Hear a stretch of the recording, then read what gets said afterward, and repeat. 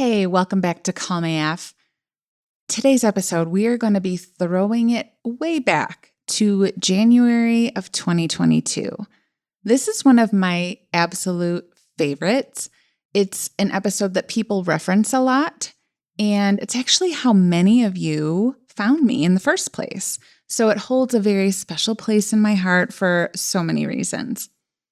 I was reminded of this episode over the weekend when I was talking to a client about legacy and how one way or another, we're all making an impact. And the thing I think we forget is that it's not so much about what you're doing. You don't have to do big, amazing things that a million people know that you've done in order to leave behind a meaningful legacy. It's more about who you are that matters. So I just love talking about legacy. I decided to re-air this episode, and I want you to think about this. What legacy do you want to leave behind?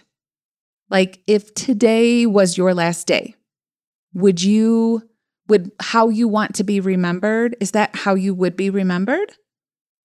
And if not, how can you start showing up right now to make sure that when you're out of here someday, hopefully a long, long time from now, you're going to be like, I did that. I showed up the way I wanted to, and I like the legacy I've left behind. All right, let's dive in.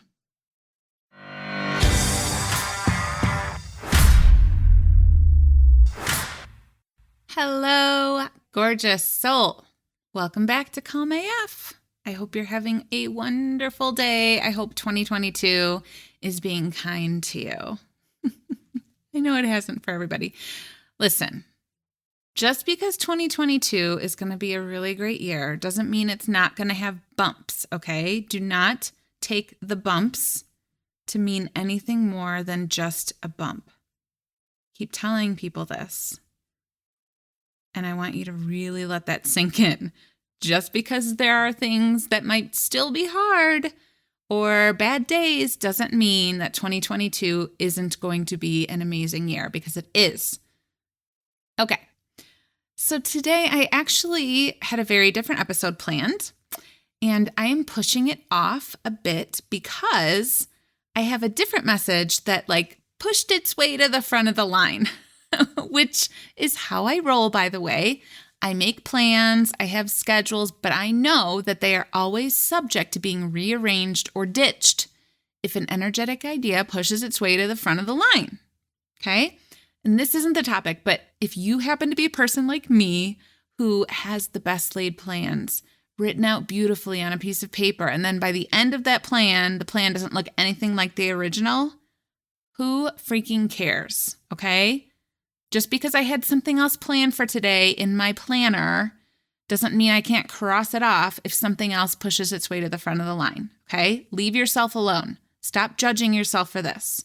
We are not all wired to be plan followers. Some of us are designed to be plan tweakers or plan disruptors or plan breakers or plan benders. I always say I am not a rule breaker, but I am definitely a rule bender, okay? So, just wanted to say that, but the message that has pushed its way to the front of the line is a little strange, but I have to talk to you about Bob Saget. I know. You did not think that I was going to do a whole podcast episode about Bob Saget, but I am. Because as most, I'm sure you've all heard that he passed away over the weekend. And listen, I know Betty White just died too. She is one of my heroes. She's actually one of my pretend board of directors. I don't know if I've talked about that on the podcast. I have a pretend board of directors that I consult with if I need to make a decision. And I'm like, what would Betty do? What would Dolly say? So Betty is a hero. She is on my board of directors, but I have to talk about Bob Saget today. Okay. He was not on my pretend board of directors. Bob Saget didn't even make the long list, okay? don't get me wrong, I love Bob Saget. I grew up watching Full House and AFV, which is what they now call America's Funniest Home Videos. And then when my kids were little, we rewatched Full House and America's Funniest Home Videos and then Fuller House. So we love Danny Tanner, but I wouldn't have called myself like a Bob Saget fan. But I am now. I am like his number one fan. Because I'm sure you've noticed this too. As the news broke of his death, the people started paying tribute to him and they were so kind, which I get it. People usually say really nice things when someone dies, right? Like they're not like, he was such a jerk. They're saying really nice things. But this was different. And if you haven't read any of the articles or any of the stuff that's come out, I would just go through and read it. He was beloved. Okay. More and more people were sharing that he wasn't just kind. He was like exceptionally kind. He was exceptionally loving. They were exceptionally heartbroken that he wasn't there with them anymore on earth, right? And the stories coming out were like, he never ended a conversation without saying he loved me at least once, usually more than once. He always checked in on me. He was always there for me. He was always just sending me little texts saying he was thinking about me or he loved me. And as I'm reading through this, like, I wasn't a Bob Saget fan, diehard fan, but like I'm reading all of this and I'm sobbing. I'm sobbing every time I read an article about one more person talking about what an amazing person he was. And I think what it was that was hitting me was like, he was so demonstrative with his love. He didn't hold back. He didn't water it down. Right? To me, it sounded very much like he was incredibly vulnerable with the people that he was engaged with. And it didn't even seem like it had to be someone he knew really, really well. It was like even like acquaintances were like, he was the kindest person and he would text me just randomly and say like, I'm thinking about you or great job or whatever. Like it didn't even have to be someone in his day-to-day life. Everyone that he touched, he changed. And it really got me thinking about legacy, right? Like it was an unanticipated, that's not the right word. It was an unexpected death, right? He wasn't sick. It wasn't like he was old, like Betty White was very old, but we're always in the process of creating that legacy. And he didn't know at 65 his life was going to end, but it did. And still the legacy he left was so impactful and so profound. And it got me thinking, like, what legacy will I leave? What legacy do I want to leave? What do I hope people say about me when I'm gone or even when I'm not gone, right? Like, we don't have to make this about like after you're dead. Like now, what do I hope people say about me, what I want them to feel when they're with me?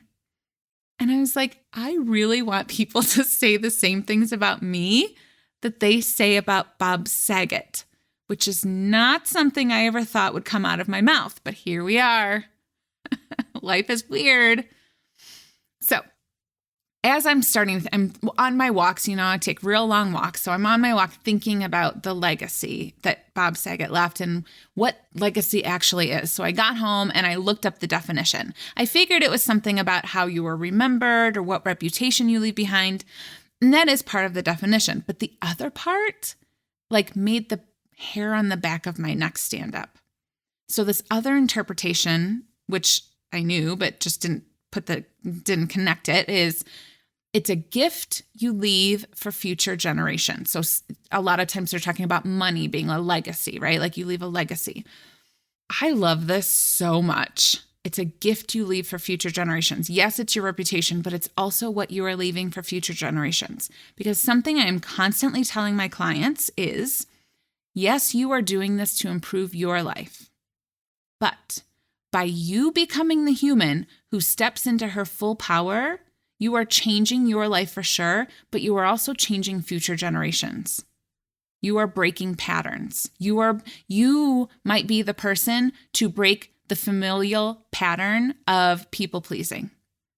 right? You might be the person who stops the whole narrative of like, we're hard on ourselves, right? Like I know a lot of people who come from this long line of families who it's like, you just get your work done and you're hard on yourself and there's no time.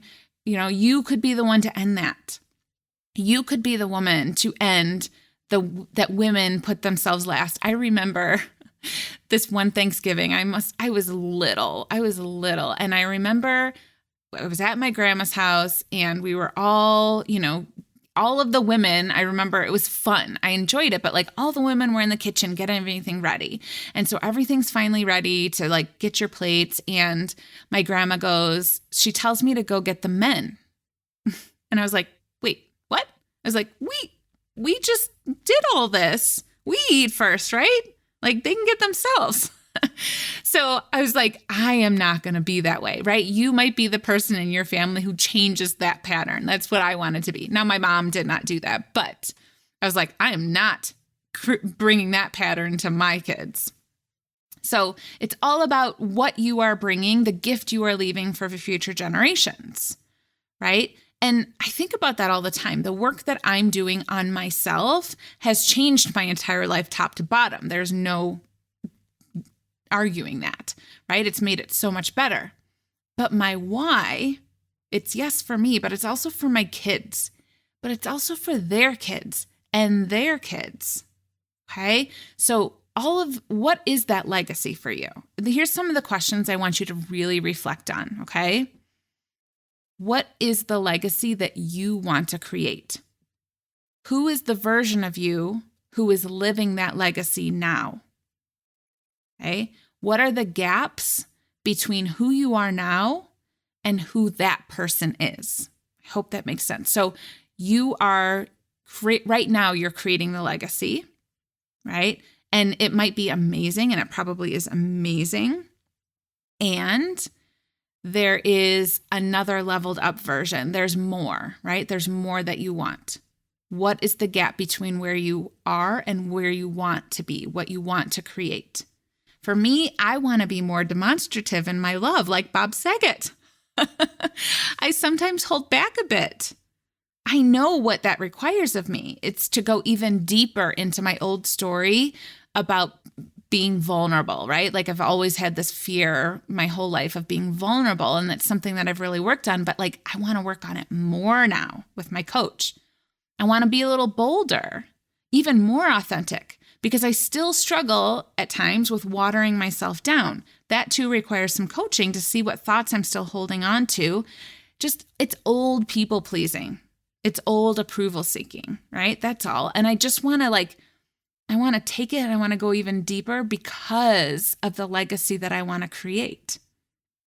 I'm a constant work in progress, right? Like I love where I am now. If I died right now, I'd be like, yes, I think I came here and I loved big and I did all, but like, ooh, I want even more. I want even more. If you've been with me for more than 5 minutes or more than one episode, you know that my whole jam is life is precious. And I don't say it to be a downer. I say it so that you can choose intentionally to be alive while you're alive, right? There is no better time to create the legacy you want than right now. So what do you need to do to create that? What do you need to let go of? What do you need to release? Do you need to release other people's opinions, what they think of you? Is it shame or doubt or fear? Right? And what do you need to add more of? You need some more joy, more laughs, more journaling? Like, what is it? Because you are right now creating your legacy. Do you like it? Do you like the gift you will be leaving future generations? Do you like the gift you will be leaving your children and their children and their children? Are you living the way you want to? So that people, not even when you're gone, but now think, oh man, she really loved big. That's what I want.